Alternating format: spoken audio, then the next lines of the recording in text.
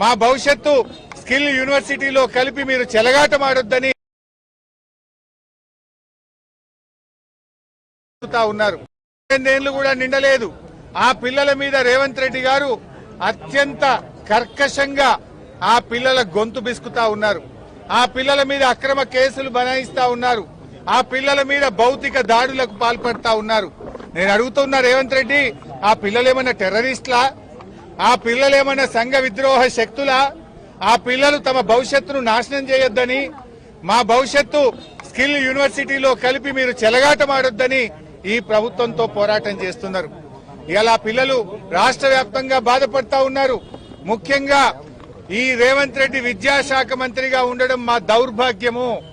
రేవంత్ రెడ్డి ఈ మధ్య మాట్లాడుతూ ఇంజనీరింగ్ విద్యార్థులంతా కూడా క్రిమినల్ వేస్ట్ అని మాట్లాడినాడు. అదే విద్యార్థులు ఏమంటున్నారంటే రేవంత్ రెడ్డి రాష్ట్రానికి ముఖ్యమంత్రి కావడం అంతకంటే క్రిమినల్ వేస్ట్ అని ఇలా విద్యార్థులు మాట్లాడుతున్న పరిస్థితి ఉన్నది. రేవంత్ రెడ్డి గారు ఇలా మమ్మల్ని ఎందుకు అరెస్ట్ చేశారు? మేము వరంగల్ పాలిటెక్నిక్ కాలేజీకి వెళ్లి ఆ పిల్లలతో మాట్లాడడం వల్ల మీకు వచ్చిన ఇబ్బంది ఏంది? ఆ పిల్లల బాధలు మేము వినడం వల్ల మీకు వచ్చిన ఇబ్బంది ఏంది? మీకు ఎవరు చెప్పినారు స్కిల్ యూనివర్సిటీలో కలపని? ఎవరైనా దరఖాస్తు ఇచ్చిందా? అసలు what is skill university? Skill university PPP model, public private participation తో స్కిల్ యూనివర్సిటీ ఏర్పాటు చేస్తున్నారు. స్కిల్ యూనివర్సిటీకి గవర్నమెంట్ తో సంబంధం లేదు. ఇవాళ రాష్ట్రంలో ఉండే ప్రభుత్వ పాలిటెక్నిక్లను తీసుకుపోయి స్కిల్ యూనివర్సిటీలో కలపడం అంటే ప్రైవేట్ పరం చేయడం.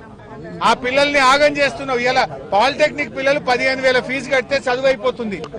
రేపు ప్రైవేట్ లో కలిపితే 5,000 సంవత్సరానికి, 3 ఏళ్లకు 15,000. రేపు మీరు స్కిల్ యూనివర్సిటీలో కలిపితే అడ్డగోలుగా ఫీజులు పెంచితే ఆ పిల్లల భవిష్యత్ ఆగం కాదా? ఏఐసిటి అనుమతితో వాళ్ళు పిల్లలు చదువుతున్నారు కనుక ఇంజనీరింగ్ లో 2nd ఇయర్ డైరెక్ట్ గా పోయే అవకాశం ఉంది. రేపు నువ్వు స్కిల్ యూనివర్సిటీలో కలిపితే వాళ్ళ జీవితాలు ఆగమైతాయి.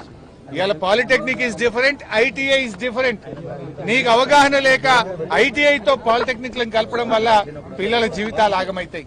ఇవాళ ఒక వరంగల్ పాలిటెక్నిక్ లోనే 10 మంది విద్యార్థులు టీసీ తీసుకున్నారు. ఇవాళ వాళ్ళ తల్లిదండ్రులు పాలిటెక్నిక్ కాలేజీకి వచ్చి వరంగల్లో ఈ రేవంత్ రెడ్డి పుణ్యమాని మా పిల్లల జీవితాలు ఆగమైతున్నాయి, మా పిల్లలు పాలిటెక్నిక్ చదివితే ఎదగాకుండా అయిపోతారని ఒక్క వరంగల్ పాలిటెక్నిక్ లో 10 మంది తల్లిదండ్రులు టీసీ తీసుకొని పిల్లల్ని తీసుకొని ఇంటికి పోయిన పరిస్థితి ఏర్పడ్డది.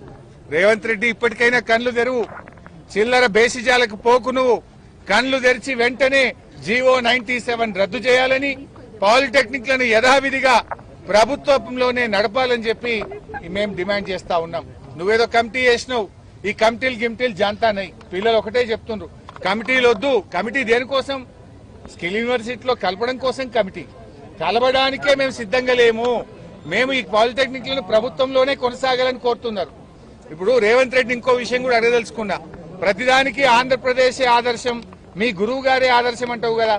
ఆ ఆంధ్రప్రదేశ్ లోనే పాలిటెక్నిక్లను స్కిల్ యూనివర్సిటీలో కలిపి పొరపాటైందని, పిల్లల భవిష్యత్తు దెబ్బతింటదని నాలుక గర్చుకొని ఇప్పుడు ఆ పాలిటెక్నిక్లను తిరిగి స్కిల్ యూనివర్సిటీ నుంచి హైయర్ ఎడ్యుకేషన్ లో కలపడం జరిగింది. వాపస్ తెచ్చుకున్నారు. మరి మీ గురువు గారు నీ ఆదర్శంగా ఉండే ఆంధ్రప్రదేశ్ వెనక్కు తీసుకుంది కదా, నువ్వు కూడా వెంటనే వెనక్కు తీసుకోవాలని చెప్పి